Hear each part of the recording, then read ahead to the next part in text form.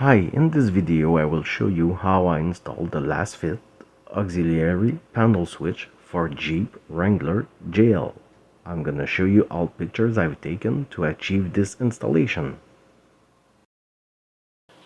If you look, this is how it looked before and how it looked after. So let's show you how to achieve this result.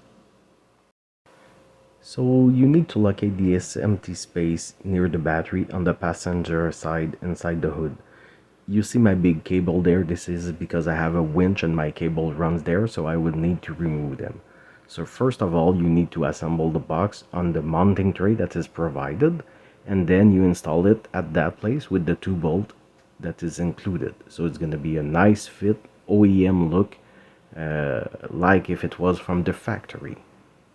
The next step is to locate the ground bolt. So one of the two on the left there, you just need to unscrew it, put the black ground cable on one of the nuts and tied it back correctly. Either of the grounds that are there are perfect for this installation. Then you need to install the positive wire cable from the box. So just place the cable nicely out of the way and unscrew one of the bolts on the top of the battery. Place the wire there and tied it back correctly. Just make sure it's tight enough so it doesn't get loose. The next step is to wire the cable from one side to the other side of the vehicle.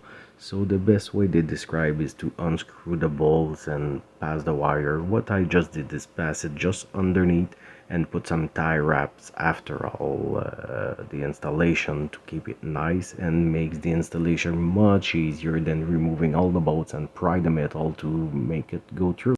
The next step can be tricky.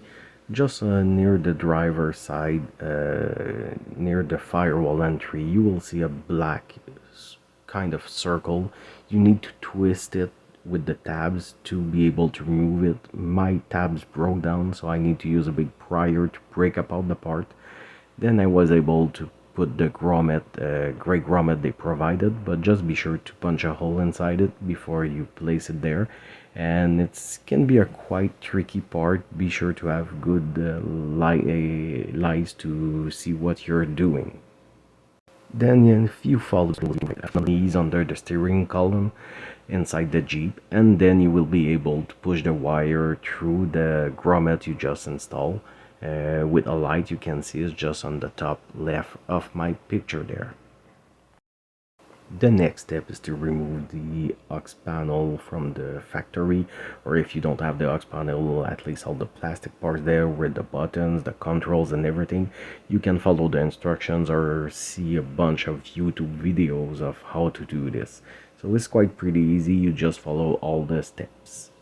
Then once you have the panel in your hands and everything is unplugged, you need to unscrew the aux panel or the plastic parts you have them to be able to fit the new aux panel. So you may have one or two to install, depending on the kit you just bought. Then what I did is to place the cable out of the way from the gray grommet. To just pass the cable through to the hole you have in your dash now, so from the left to the right. So just make it clean. Be sure the wire doesn't hang anywhere, so it's nice and clean.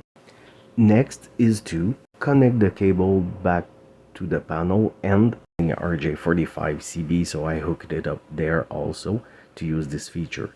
And just make sure that the small tiny cable they provide to go to the green box behind the glove box is connected properly. And it's kind of possibly hard for you, depends on all people, to pass it through behind everything, and you just need to remove the glove box and connect it anywhere in the green slot that is available.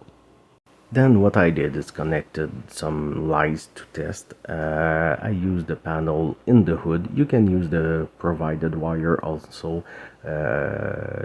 inside the Jeep. So if you have internal things you want to plug, like a CB, one on off power, just to make sure, you can use both of the wires. Any of them will fit. So I use it in the dash, and I was missing a ground grommet for my thing, so that's why it's installed on top. But I am gonna fix that and ground it properly to the chassis, so it's gonna do a clean installation. So this is the final setup. Like you can see, I have the factory power switches on the right. I don't have lockers for now, so I'm gonna use AUX A and AUX B. You could use the locker switch for other things, but you need to program them accordingly. One good thing would be that they have the silver bezel plate on the right, so everything would be silver instead of silver and black. But I told them, and maybe they're gonna come up with a solution eventually. So this is a very great project for now. It still works after 4 months installation, and I'm very pleased with it. Thank you.